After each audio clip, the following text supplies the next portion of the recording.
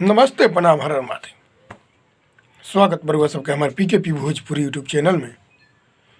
और हम बानी आप सबके छोट भाई प्रेम कुमार प्रेमी। जी हाँ, आज बात करे वाला बानी राकेश मिश्रा जी के बारे में, जवन कच्चा बादाम काफ़ी ट्रेंड कैले रहे यूट्यूब में।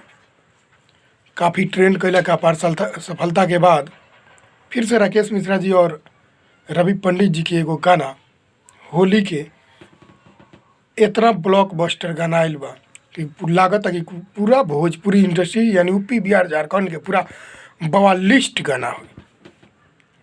ले लो रंग एक पुड़िया भोजपुरी इंडस्ट्रीज के काफ़ी पसंदीदा गाना, काफ़ी खतरनाक गाना रिलीज हो गई।